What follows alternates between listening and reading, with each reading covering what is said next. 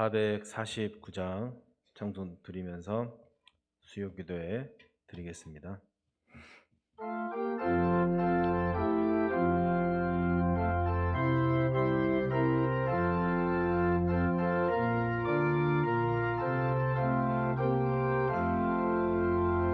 예수 따라가며 복음 순종하며 우리 행할 길 원하겠네. 주를 의지하며 순종하는 자를 주가 늘 함께 하시리라. 의지하고 순종하는 길을 예수 안에 즐겁고 복된 길이로다. 해를 당하거나 우리 고생할 때 주가 위로해 주시겠네. 주를 의지하며 순종하는 자를 주가 안위해 주시리라. 의지하고 순종하는 길을 예수 안에 즐겁고 복된 길이로다. 남의 짐을 지고 슬픔이로 하면 주가 상급을 주시겠네. 주를 의지하며 순종하는 자를 항상 복 내려 주시리라. 의지하고 순종하는 길을 예수 안에 즐겁고 복된 길이로다. 우리 받은 것을 주께 다 드리면 우리 기쁨이 넘치겠네. 주를 의지하며 순종하는 자를 은혜 풍성케 하시리라. 의지하고 순종하는 길은 예수 안에 즐겁고 복된 길이로다. 주를 힘입어서 말씀 잘 배우고 주를 모시고 살아가세. 주를 의지하며 항상 순종하며 주가 사랑해 주시리라. 의지하고 순종하는 길은 즐겁고 복된 길이로다. 이 시간 백하연 권사님 기도해 주시겠습니다.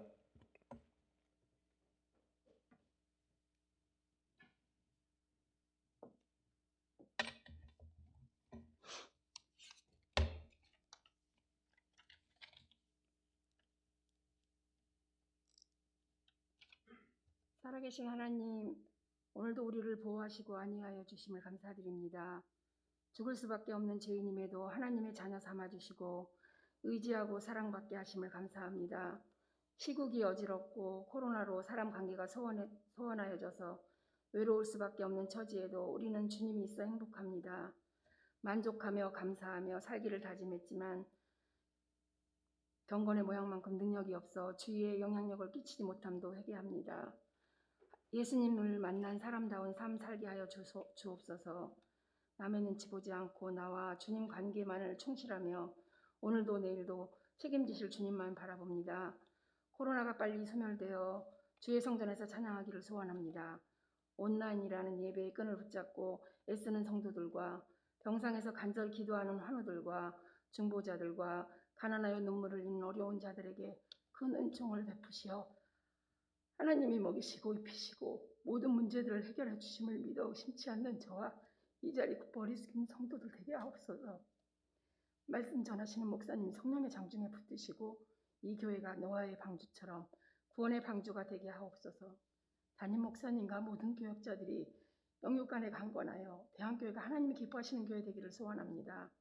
어르신들이 건강하여 기도하고 어린이들의 믿음의 기초가 든든하여 우리의 미래가 밝은 대한교회 되기를 소원하며 예수님의 귀하신 이름으로 기도드렸습니다. 아멘.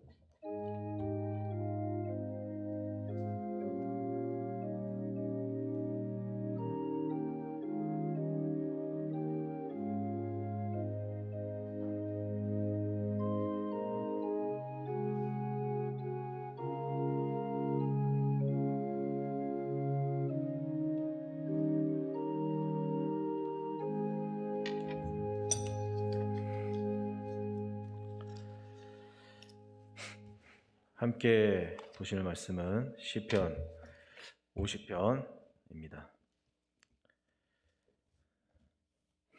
시편 50편 1절에서 23절까지 길지만 한 절씩 교독하겠습니다. 전능하시니 여호와 하나님께서 말씀하사 해 돋는 데서부터 지는 데까지 세상을 부르셨도다.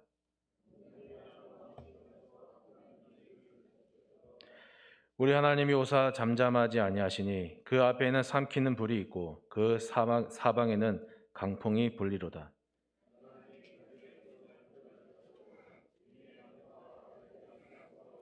이르시되 나의 성도들을 내 앞에 모으라. 그들은 제사로 나와 언약한 이들이니라 하시도다.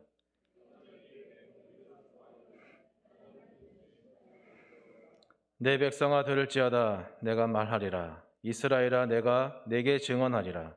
나는 하나님 곧 내 하나님이로다.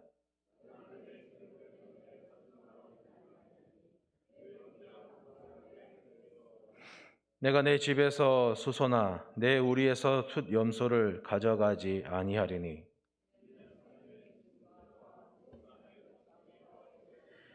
산의 모든 새들도 내가 아는 것이며 들의 짐승도 내 것이미로다.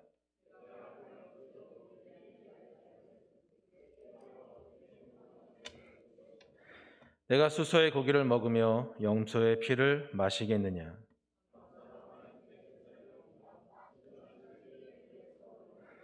환난 날에 나를 부르라. 내가 너를 건지리니 내가 나를 영화롭게 하리로다.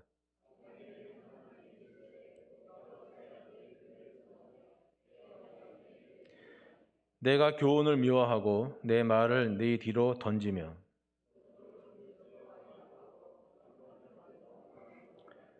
내 입을 악에게 내어주고 내 혀로 거짓을 꾸미며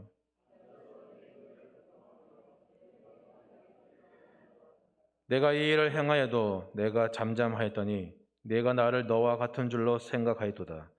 그러나 내가 너를 책망하여 내 죄를 내 눈앞에 낱낱이 드러내리라 하시는도다.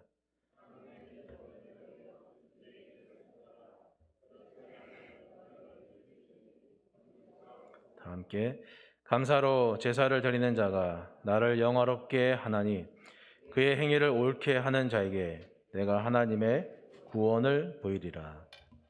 아멘. 우린 흔히들 힘들면 고난 중에 있으면 항상 하나님이 침묵하시는 것 같고 또 이렇게 침묵하신다라고 생각하지만 사실 그렇지 않습니다. 하나님은 항상 말씀하시는 분이고 하나님의 속성 중에 항상 말씀하시는 하나님이 있고 또 하나님은 그 침묵 가운데서도 말씀하시는 거예요. 침묵으로 말씀하시는 것이죠.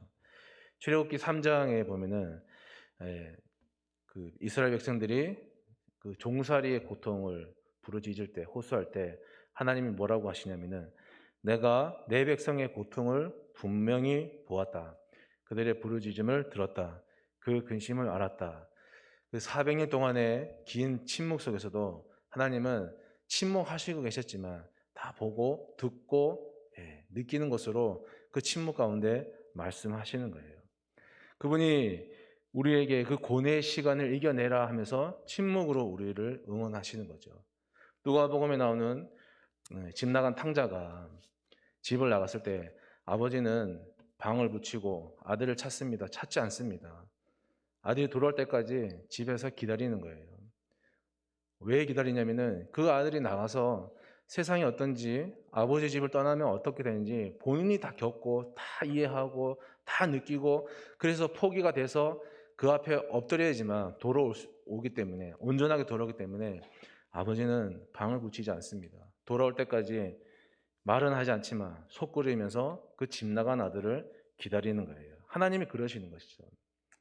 이 50편은 이렇게 시작합니다. 하나님이 말씀하십니다 하면서 50편은 시작됩니다. 1절에서 보시면 여호와 하나님께서 말씀하십니다 하고 말씀하사 하면서 하나님이 입을 떼면서 시작하는 거예요. 그런데 그 입을 떼시는 내용이 뭐냐면은 증인을 세워라, 나의 성도들을 불러 모아라, 그렇게 말씀하시는 거예요. 4절에서 5절에 보시면 그렇게 있죠. 내가 이제 너희를 판결하겠다. 내가 하늘과 땅을 증인으로 내가 불러 세웠다. 내 성도들아, 나의 성도들아, 내 앞에 모여라. 너희들이 나와 올바른 제사를 드리겠다고, 나에게 올바른 예배를 드리겠다고 나하고 언약을 맺었는데 잘 이행하고 있는지 내가 모든 증인 앞에서 판결하겠다 하면서 말씀하는 거예요. 왜 이러냐면은 하나님 보시기에 왜 입을 떼시냐면은 제사가, 예배가 오해되고 있는 걸 더 이상 하나님께서 자시하고 있을 수가 없기 때문이죠. 그 예배가 무엇인가? 하나님께서 오늘 본문 가운데 예배의 특성을, 무엇이 예배인지, 예배의 본질을 우리에게 말씀해 주시는데 7절에 있는 말씀이 그거예요. 내 백성아 들어라. 내가 말하리라. 이스라엘아 내가 내게 증언하니라. 나는 하나님 곧 내 하나님이다. 제가 이 말씀을 딱 읽어 내려가면, 본문을 읽으면서 이 말씀을 딱 보는 순간 제 머리에 그냥 아무 이유 없이 스쳐가는 게 하나 있습니다. 그게 뭐냐면 출애굽이에요. 출애굽을 나와서 광야 생활했던 거. 그냥 아무 이유 없어요. 그냥 이 말씀을 보는데 그냥 그 생각이 났습니다. 38년 동안 광야 생활을 하면서 그 하나님과 이스라엘 백성들이 여러분 얼마나 친밀해졌겠습니까? 얼마나 가까워졌겠습니까? 출애굽 전에는 그냥 불평하던, 힘들다고 불평하던 사람들이 광야에 와서도 불평했겠지만, 근데 똑같이 불평했지만 전보다는 그 함께 지내면서 얼마나 가까워졌을까, 이런 생각이 드는 거예요. 이스라엘이 보세요. 목이 마르면 물을 주시고, 배가 고프다면 먹을 걸 주시고, 그렇게 때를 쓰는데도 하나님께서 그 이스라엘들의 그 불평을 다 들으시고 돕는 거예요. 그 도움을 받을 때에 이스라엘의 입장에서 볼 때는 그것이 38년 동안 매일마다 이어졌다고 생각한다면 얼마나 가까워졌겠습니까? 생각하십시오. 우리가 누군가하고, 잘 모르는 누군가하고 일주일만 같이 여행 가보십시오. 얼마나 가까워집니까? 그 사람에 대해서 알고, 그 사람 속성에 대해서 알고, 무엇을 좋아하고 무엇을 싫어하는지를, 어떤 말을 하고 어떤 말을 잘하는지 다 알게 되면서 그 사람하고 일주일만 여행해 보면은 얼마나 가까워집니까? 그런 것처럼 이 38년이라고 하는 시간 동안 이 이스라엘과 하나님은 정말 가까워진 거예요. 그래서 나는 하나님 곧 내 하나님이다 하는 이 말씀 안에는 하나님께서 말씀하시는 거죠. 여기는 없지만 생각해봐라. 너희를 입히고 너희를 먹였던 나를, 그 하나님을 너희가 아는 것, 나와 가까워지는 것, 나와 친밀해지는 것, 그것이 예배의 본질이다 하시는 거죠. 선행을 많이 하고 무슨 대단한 업적을 이루는 것으로 그것이 예배의 본질이 아니라 그냥 내 안에 거하는 것으로, 나하고 친밀함을 나누는 것으로, 내가 어떤 하나님인지, 무엇을 좋아하고 무엇을 싫어하는지, 무엇을 가장 기뻐하는지 그걸 아는 것, 근데 그걸 알려면 나와 함께 시간을 보내야 되는 거. 그것이 예배의 본질이다라고 하나님께서 말씀하시는 거예요. 그래서 예수님께서도 이렇게 얘기하시는 거예요. 나는 포도나무고 너희는 가지다. 그가 내 안에 내가 그 안에 거하면 사람이 열매를 많이 맺는다. 그렇게 얘기하시는 거예요. 누구나 한 번쯤 다 지나는 사춘기 시절 저에게도 있었습니다. 저는 중학교 때 저 역시도 뭐 중학교 때 사춘기 시절 보냈는데 근데 한 가지 기억나는 게 뭐냐면은 어머니가 그때 이제 교회 열심히 봉사도 하고 또 목사님께 집에서 음식을 하면 꼭 먼저 요건 목사님 거라고 떼가지고 놔두시거든요. 그래서 제가 그걸 보면서 좀 불만이 많았어요. 왜 어머니가 힘들게 불 앞에서 고생한 거를 아버지도 아니고 우리한테도 아니고 왜 목사님한테 먼저 갖다 줄까? 엄청 불만이 많았거든요. 근데 그걸 저한테 또 갖다 주라고 시키는 거예요. 그럼 투덜투덜 하면서 사택에 가서 그냥 주고 와요. 그게 너무 싫었어요. 그런데 제가 목사님하고 가까워지면서 목사님과 이런저런 얘기도 하면서 목사님이 맛있는 것도 사주면서 가까워졌어요.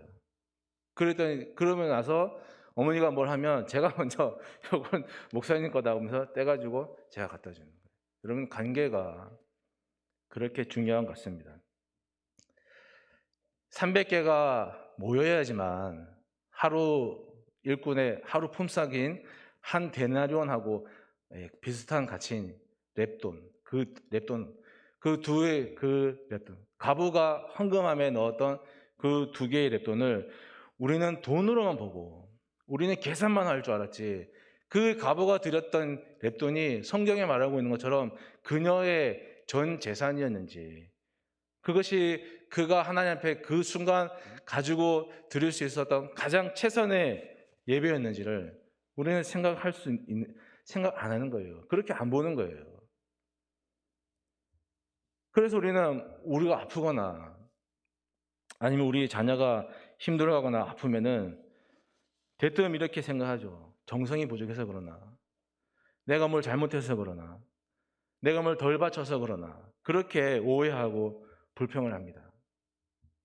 여러분, 그런데 잘 보시면 그런 착각은 자유지만 그런 오해는 우리가 하지 않았으면 좋겠습니다. 4절에 보시면 판결하겠다. 하나님께서 그러시죠. 내가 너의 예배를 내가 판결하겠다.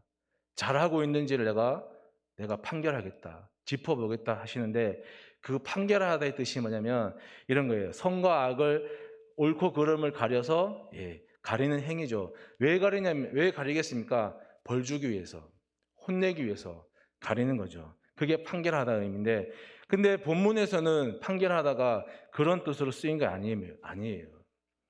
성경에 보니까 우리가 하나님께서 진노하셨다, 하나님께서 노를 바라셨다 하는 이런 표현들이 나오지 않습니까? 만약에 하나님이 우리가 지은 죄 하나마다 그때마다 대응하고 판결한다 그러면은 여기에 온전하게 남아있을 사람이 누가 있겠습니까?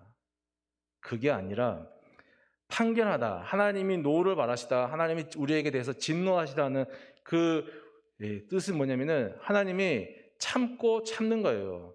또 참고 참는 거예요. 오래 참으시는 거예요. 그리고 나서 진노하시는 거예요.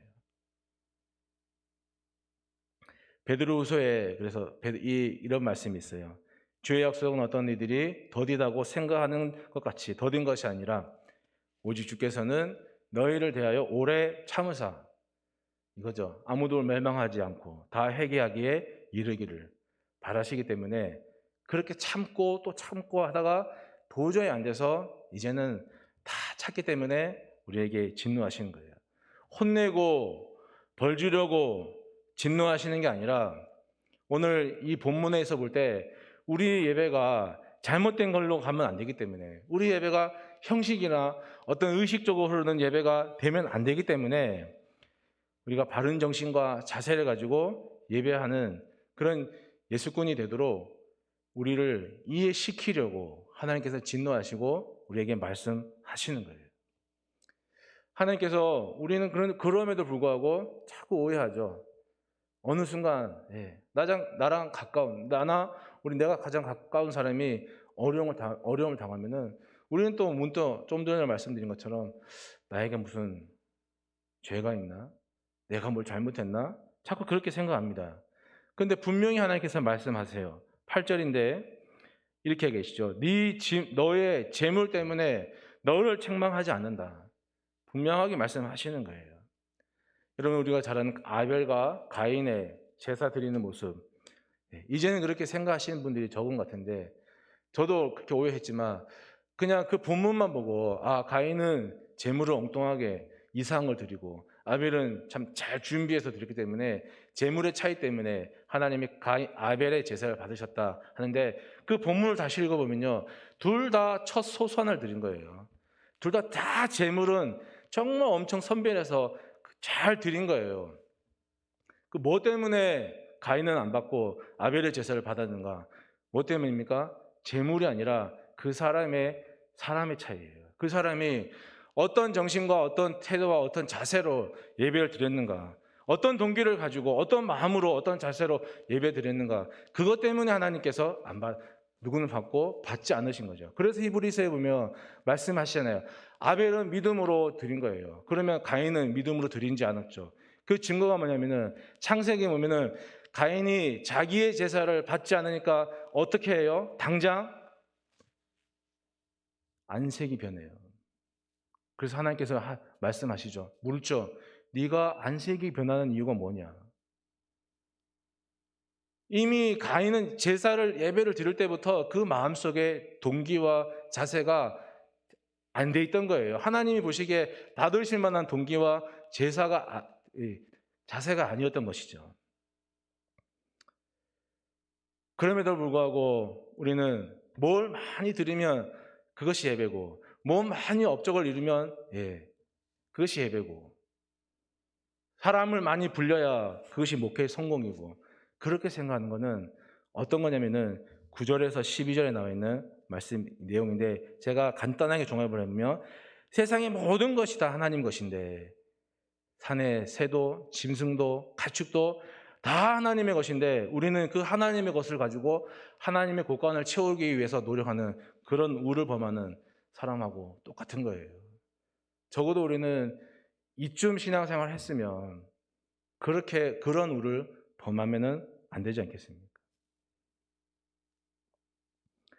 제가 오늘 예수꾼이라고 하는 단어를 자주 쓸 건데, 꾼이라고 단어가 뒤에 글자가 붙으니까 생각나는 게 사기꾼, 도박꾼, 뭐 이런 안 좋은 걸 자꾸 생각하는데, 꾼은 뭡니까? 뭘 잘하는 거예요. 그럼 예수꾼은 뭐예요? 하나님을 믿음으로 잘 섬기는 사람이 예수꾼이에요. 그렇게 이해하시고 오늘 들어주셨으면 좋겠습니다. 여러분, 예수꾼의 마음에는 예배는 우리가 드려요. 예배는 우리가 드리지만 그걸 받으시는 분은 하나님이라고 하는 생각을 늘 가지고 있어야 되는 거예요. 13절에 말씀하시죠. 내가 수소의 고기를 먹으며 염소의 피를 마시겠느냐? 안 마신다는 거예요. 하나님이 필요 없다는 거예요.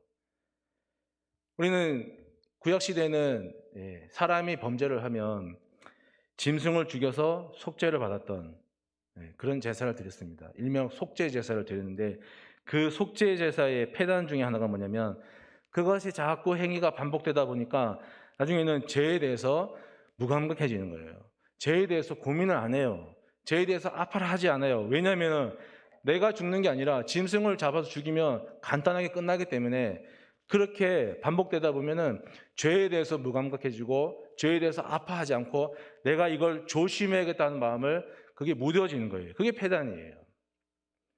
그런데 히브리서의 9장에는 이런 말씀도 있어요. 대제사장이 해마다 다른 것의 피로써 성소에 들어간 것 같이 자주 자기를 드리려고 아니하실지니 이제 자기를 단번에 제물로 드려 죄를 없이 하시려고 세상 끝에 나타내셨느니라. 그러니까 이제 우리가 예수님께서 피로 드리는 제사는 예수님께서 십자가의 사건으로 끝난 거예요. 더 이상 속죄를 위해서 피를 흘릴 일이 없습니다. 그럼 뭐만 남느냐 하면은 짐승이 죽는 게 아니라 내가 제물로, 내가 예수꾼으로서 제물이 되어서 죽는 일밖에는 남아있지 않는 거예요.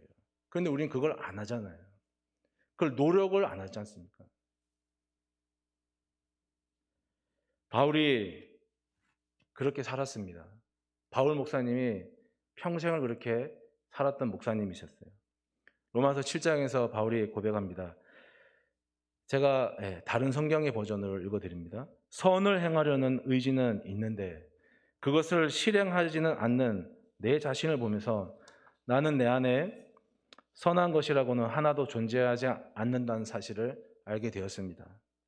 나에게는 선을 행하려는 마음도 있지만 악도 함께 존재해서 그 악이 나로 하여금 내가 원하지 않는 악한 일을 하게 합니다. 그래서 나는 참으로 비참한 사람입니다. 여기에서 구원해 주실 분은 우리 주 예수 그리스도 뿐이십니다.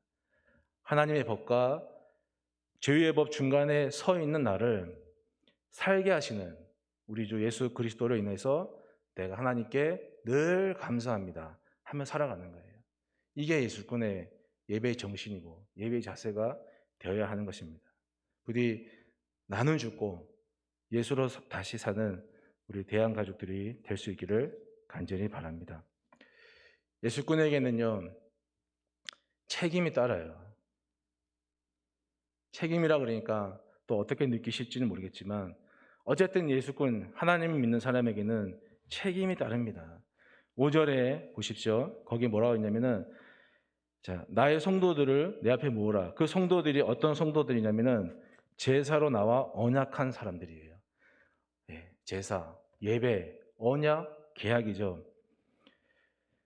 그 5절에 이 나와 있는 언약, 다른 말로 하면 계약. 이 계약이 여러분 계약을 맺는 방법이 참 무서워요. 아실 분도 있겠지만 구약 시대의 계약은 어떤 모습이냐면은 쌍방간의 계약을 맺을 때 계약의 모습이 있어야 되기 때문에 짐승을 한 마리 가져와서 반으로 쪼개요. 갈라요. 그럼 피가 철철 나겠죠? 그 피가 철철 나는 가운데를 계약을 맺는 두 사람이 지나가는 거예요. 그리고 암묵적으로 계약을 어기는 사람은 이 짐승처럼 반으로 쪼개서 죽임을 당해도 좋다 하는 그런 약속을 하는 게 계약이에요. 여러분, 우리가 하나님하고 그런 계약을 맺었어요. 그 책임이 얼마나 막중합니까? 그런데 우리는 그 책임을 다하지 않아요. 책임을 다하라고 하기보다는 책임을 하기 위해서 하나님을 찾기보다는 내가 필요해서 내가 내 필요를 채우기 위해서 하나님을 찾는 사람들이 더 많아요. 그래서 신앙이 늘질 않고 신앙이 자라질 않고 늘 그 제자리에 있어요. 아주 좋은 유산이었는데 지금은 볼 수 없는 것 같아갖고 좀 안타까운 생각이 드는데 뭐냐면 제가 한 중학교 3학년 때까지 다닐 때만 해도 교회 안에 그런 모습이 있었습니다. 뭐냐면은 중고등학생을 그때는 학생회라 해가지고 하나로 묶어서 같이 예배를 드리는데 말 그대로 그게 자치회였어요. 뭐냐면은 거기 회장이 있고 거기 부회장이 있고 총무가 있고 다 서기가 있어서 그 학생의 모든 예배나 준비나 행사들을 학생 임원들이 다 진행했어요. 그럼 교사들은 뭐했냐? 옆에서 도와주는 역할을 했어요. 근데 지금은 어떻습니까?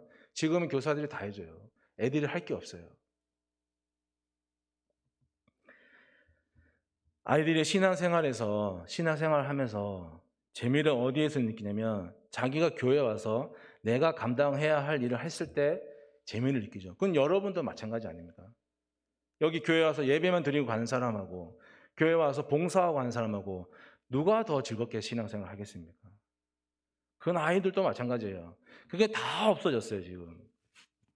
다음 세대 세운다 하는데 그것부터 책임을 주고 그 아이들 하여금 책임을 감당하게 해서 그게 먼저 저는 돼야 된다고 생각합니다.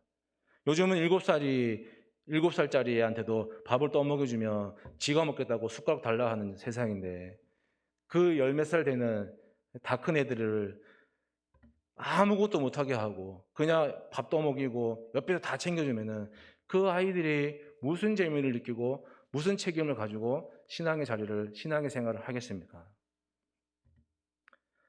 책임을 주고 네가 감당해야 할 일은 못해도 해라. 맡기면 코로나 시대지만 우리 다음 주에 교회 가면 안 돼요? 묻지 않겠어요? 제가 우리 교회 와서 장수대학을 맡으면서 저도 그렇게 했습니다. 제가 장수대학 오니까 아침에 장수대학 할 때 PPT를 제가 만들어야 되죠. 찬양도 제가 해야 되죠. 컴퓨터 설치도 제가 해야 되죠. 다 제가 목회자가 하래요. 근데 그건 아닌 것 같아요. 일을 나누라고, 일을 하라고 부서를 맡기고 사람들을 배치했는데, 그래서 집사님 한 분한테 PPT를 맡겼어요. 못한대요. 내가 잘하라고 한 얘기가 아니라 그냥 성실하게만 하라고, 모르는 거 도와줄 테니까 하라고. 여러분, 그분 지금 PPT 도사가 됐습니다. 그리고 그뿐만 아니라 그 장수대학 팀을 통해서 같이 협업하는 걸, 그게 이루어지면서 아주 재밌게 사역을 했었습니다. 예전에 주일학교로 제가 어떤 교회가 주일학교로 소문난 교회가 있어서 한번 답사를 간 적이 있었는데요. 토요일 날 갔거든요. 토요일 날 가니까 한 대여섯 명의 중고등학생 같아요. 아이들이 이렇게 카메라를 들고 교회 안을 막 돌아다니고 있어요. 자기네들은 막 웃고 떠들고 장난치고 막 찍고 하는 거예요. 제가 물었어요. 그랬더니 뭐 하냐 물었더니 다음 주 자기들 예배 중에 쓸 영상으로 광고를 찍어야 되는데 그걸 찍고 있대요. 그리고 자기네들이 편집하고 자기네들이 다 하는 거예요. 그러면 자기네들이 막 여기저기 재밌게 찍으면서 재밌게, 그때 제가 알았어요. 책임을 져야 되는구나. 우리 아이들이 여러분 주일 예배 때마다 주일날 와서 듣는 얘기가 뭐냐면 하나님 잘 믿어라 그래요. 그럼 제가 하나 여쭤볼까요? 그 아이들이 교회 오는 이유가, 교회 오는 게 믿음이 있어서 올까요? 없어서 올까요? 믿음이 없으면 오지 않아요. 작은 씨앗이라, 겨자씨만한 믿음이라도 있기 때문에 그 아이들이 오는 거예요. 그러면 우리가 해야 할 뭡니까? 그 믿음을 키워줘야죠. 그 믿음을 어떻게 키워주냐면은 네가 해봐라. 네가 책임을 가지고 해봐라. 그래야 실수도 하고 깨닫기도 하고 이해가 되면서 그 아이들이 스스로 맡겨줄 때 자기네들이 봉사하면서 일을 하면서 재미를 느끼고 보람도 느끼고 하는 거 아니겠습니까? 보십시오. 주일 예배 때 예배 안내, 찬양대, 심지어 설교 하나님이 아무것도 안 해주십니다. 누가 합니까? 다 목사님부터 평신도 이르기까지 자기가 맡은 일을 하는 거예요. 각자가 맡은 일에 대해서 책임을 다해서 하는 거예요. 마찬가지예요. 그래야 그렇게 신앙생활을 할 때, 내가 해야 할 일을 할 때, 그 일을 책임 있게 감당할 때 보람이 되고 재미있고 특별히 우리가 말씀대로 살아갈 힘도 생기고 소망도 생기는 거 아니겠습니까? 여러분, 그래서 예수군 성도는 오늘 이 5절에 나의 성도들, 하나님께서 말씀하시는데 그 성도가 어떤 성도냐면은 가만히 있어 떠먹여줄게, 그런 성도가 아니라 네가 나하고 제사로 계약을 맺었잖아. 네가 이걸 어기면 나한테 죽어도 좋다라고 네가 약속을 했잖아. 이게 얼마나 엄중한 책임이고 약속인지를 아는 게 성도예요. 그 책임을 감당하는 게 성도예요. 그 책임을 감당하는 게 예수꾼입니다. 이 예수꾼이 그 책임을 감당하면서 자기의 유익이 아니라 하나님의 유익을 위해서 존재할 때만이 비로소 진짜 예수꾼이 되는 것입니다. 이 50편에서 말하고 있는 여기 16절에 악인에게는 하면서 시작하는 이 악인은 누구냐면은 16절에 보시면요, 거기 뒤에 이르죠. 악인에게는 하나님이 이르시되 네가 어찌하여 내 율례를 전하며 말씀을 가르치며, 말씀을 가르치는 사람이에요. 누구예요? 제사장이고 선지자, 그런 지도자들이에요. 그 사람들을 보고 악인이라고 그래요. 하나님이 지금. 요즘 말하면 누구예요? 저예요. 저 같은 목사들이에요. 말씀을 전해야 하는데 그런 사람들이 그거보다는 말씀은 뒷전으로 해요. 17절에 교훈을 미워하고 하나님의 말을 막 뒤로 넘겨요. 흘려요. 도둑을 만나서 그 사람하고 친구하고 가늠하는 사람하고 한패가 되고 입으로는 악을 꾸며내고 혀로 거짓말을 하면서 다른 사람들의 혐오를 들춰내서 교회를 어지럽게 하고 그렇게 살아가는 사람들, 나쁜 짓을 해요. 제 개인적인 생각이지만 이 세상에서 일어나는 모든 다툼과 모든 문제와 모든 시기와 모든 분쟁의 그 제일 마지막에는 뭐가 있냐면 돈이 있어요. 이건 제 생각이에요. 온갖 이유로 다 되지만 결국에는 뭐냐면 돈이에요. 정치하는 사람들한테 돈은 조금 주면서 일은 많이 하라고, 돈이 아니라 너 명예를 위해서 일하라고 하면은 그 사람들이 목숨 걸고 정치하겠습니까? 모든 문제 시기의 문제 뒤에는 결국 돈이에요. 그 돈이라는 만몬이 자리하고 있는 거예요. 이 목회라는 것도 사람들이 늘어나면, 그리고 나서 예배도 좀 더 웅장하게 드려지면은 어느 정도 자립이 되면은 목회자들도 사람인지라 자기 만족에 빠지는 경우가 왜 없겠습니까? 누구나라도 필요가 있으면, 내가 하나님께 기도해야 할 필요가 있으면은 죽으라고 말씀만 붙들고 죽으라고 기도할 텐데, 그게 없으면, 그게 사라지면, 그게 충족이 다 되면, 필요가 채워지고 나면 그 뒤에 자기 만족에 빠져서 허물어지는 사람들이 얼마나 많습니까? 그걸 조심해야 되는 거죠. 제가 이를 말씀드린 거는 저는 아니다라는 게 아니라, 누굴 탓하는 게 아니라, 그만큼 예수꾼으로서 나의 유익이 아니라 하나님의 유익을 위해서 산다는 하는 그것이 말처럼 그렇게 쉬운 게 아니라 정말 어렵고 힘들다 하는 것을 우리가 알자 하는 말씀입니다. 하나님을 유익을 위해서 사는 것, 그걸 위해서 최선을 다하는 것, 그거는 누구에게나 힘들지만 예수꾼에게도 힘든 거예요. 바울 목사님께서요, 그런 말씀을 하셨죠. 내게 유익하던 것을 내가 그리스도를 위해서 다 해로 여길 뿐만 아니라 그리스도 예수를 아는 지식이 나에게 있어서 가장 고귀하기 때문에 내가 모든 것을 배설물로 여기겠다, 이렇게 얘기해요. 그런데 여러분, 이런 생각을 해보셨습니까? 바울 목사님이 이 고백을 하기까지 얼마나 숱한 고생을 하고 얼마나 많은 유혹을 이겨냈고 했는지는 생각해 보셨습니까? 이 말씀이 빌립보서에 있는 말씀인데, 빌립보서가 어디에서 기록된지 다 아시죠? 감옥이에요. 감옥.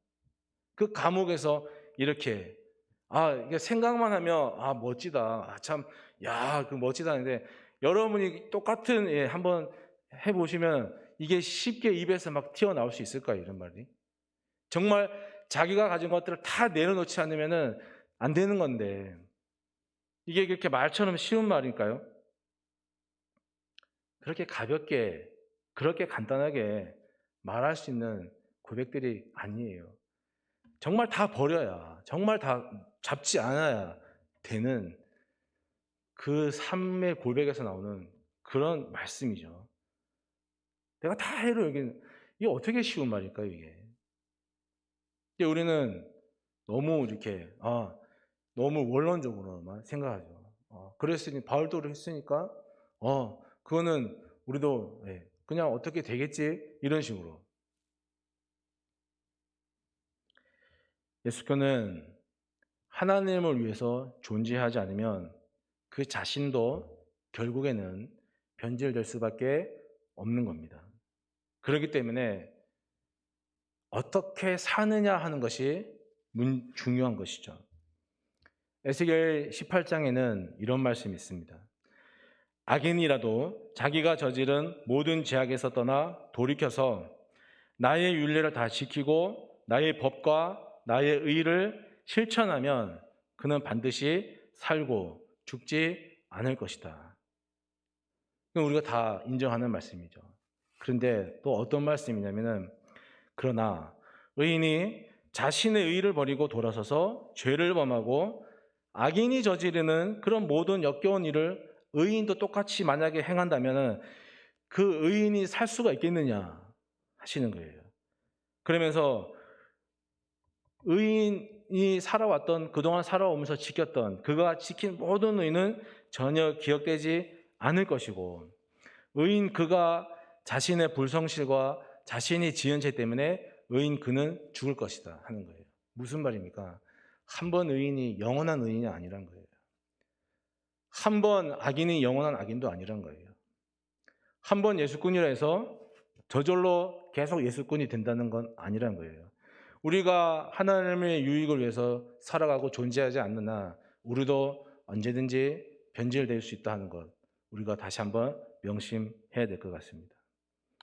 21절에서 23절의 말씀을 요약하면 간단합니다. 약속에 대해서 책임을 다하는 예수꾼으로 살아라.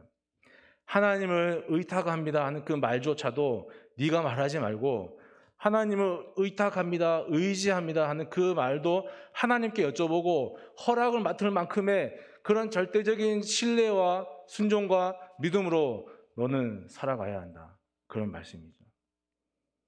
이렇게 사셔서 이런 예수꾼들이 되셔서 하나님 앞에 칭찬 듣는 우리 모든 대한가족들이 되시기를 간절히 바랍니다. 시간 말씀을 함께 기억하면서 같이 기도합니다. 예수꾼으로 살아가되 책임을 다하고 하나님의 유익을 위해서 살아가는 예수꾼, 그런 예수꾼이 될 수 있기를 우리 함께 시간 같이 기도하시고, 또 대신방, 줌으로 대신방 하는 가운데 있습니다. 대신방 가운데 하나님께서 한 가정 한 가정, 비록 줌이지만 그래도 하나님께서 그 현장 가운데 함께 하셔서 필요한 은혜를 베풀어 주시기를 같이 기도하고, 교회 안에 여러 한우들, 이 한우들도 이 영상을 보면서 예수꾼으로 살아가며 믿음으로 살아갈 수 있는 그런 우리 한우들, 특별히 한우들의 아픈 육신도 주께서 고쳐주시기를 이 시간 다 함께 한번 같이 합심해서 기도 같이 드립니다. 전능하신 아버지 하나님, 은혜와 또 사랑을 감사드립니다.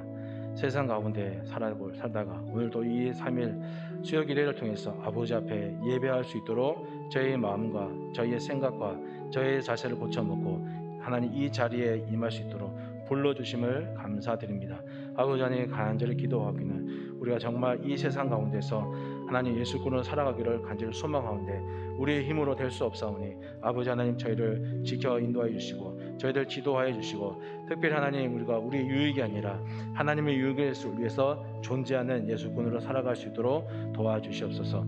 우리의 정신과 우리의 마음도 우리의 자세까지도 모두 하나님의 유익을 위해서 살아가기를 간절히 소망하오니 하나님 아버지 도와주시옵소서. 그렇다고 하나님 하루 종일 하나님을 생각하며 하루 종일 아무것도 하지 않고 오직 주의 일만 하라는 것이 아니라 절제의 믿음으로, 절제의 은혜로, 절제의 은사로 우리에게 주신 하나님의 모든 일들을 책임 있게 감당할 수 있는 그러한 예수꾼으로 살아가기를 간절히 소망하오니 여기 모인 우리 모든 대한가족들, 또 영상을 함께 시청하는 모든 대한가족들이 하나님 그렇게 주 앞에 책임을 다하는 예수꾼으로 살아갈 수 있도록 도와주시옵소서. 특별히 예배 드리는 데 있어서, 예배 생활하는 데 있어서 주님께서 우리와 주님이 하신 언약대로 우리가 그 언약을 지키며 책임을 다하며 하나님의 마음에 합당한 예배로 하나님의 예배자로 살아갈 수 있도록 간절히 기도하오니 우리가 그런 예배자로 성공하며 그런 예배자로 바로 서며 그런 예수꾼으로 이 땅 가운데 살아갈 수 있도록 특별히 주께서 우리에게 맡겨주신 모든 일들을 책임을 다하며 살아갈 수 있는 예수꾼 될 수 있도록 도와주시옵소서. 하나님, 대신방 가운데 있습니다. 하나님, 이 대신방 줌으로 하고 있지만 하나님 그 현장 가운데도 주께서 함께해 주셔서 필요한 가정에 필요한 은혜를 덧입혀 주시고 가정에 필요한 대로 하나님 갚아주셔서 살아계신 하나님께서 하나님 만져주시는 은혜와 하나님이 위로하시는 은혜와 하나님께서 인도하시는 은혜와 하나님 새롭게 하시는 은혜를 하나님 대신방 모든 가정마다 받는 모든 가정마다 개인마다 필요한 은혜대로 베풀어 주시기를 간절히 기도드립니다. 아버지 하나님, 오늘도 주신 말씀대로 우리를 기억하며 이 땅 가운데 정말 우리의 유익이 아니라 하나님의 유익을 살아가는 것이 참으로 어렵지만 우리가 힘을 다해 뜻을 다해 하나님 마음을 다해 정성을 다해 주의 유익을 위해서 하나님 살아갈 수 있는, 존재할 수 있는 예수꾼이 될 수 있도록 도와주시고, 하나님 내가 주님을 의탁합니다 하는 그 의탁의 소원마저도 주님께 먼저 요청하며 허락받고 하나님 내가 주님을 의탁합니다 말할 수 있는 온전한 신뢰와 절대적인 신뢰의 믿음과 믿음의 자세로 살아갈 수 있는 모든 대한가족들이 되게 하여 주옵소서. 교회 안에 많은 한우들이 있습니다.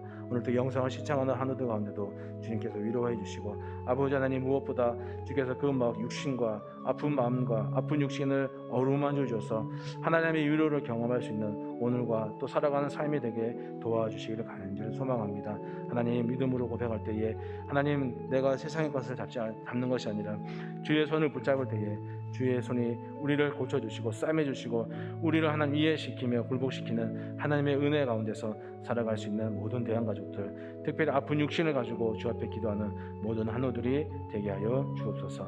아버지 하나님, 이 시간에도 우리와 함께 해주시는 감사하니 아버지 하나님, 이 예배뿐만 아니라 앞으로의 또 우리의 삶 가운데도, 우리의 가정과 우리의 직장과 우리의 생활 가운데도 주님 간섭하여 주셔서 오직 주의 유익을 위해서 책임을 다하며 주의 마음을 흡족하게 주 영화롭게 할 수 있는 감사로 하나님 살아갈 수 있는 모든 대한가족들, 모든 예수꾼들이 다 될 수 있도록 하나님 특별히 섭리해 주시옵소서.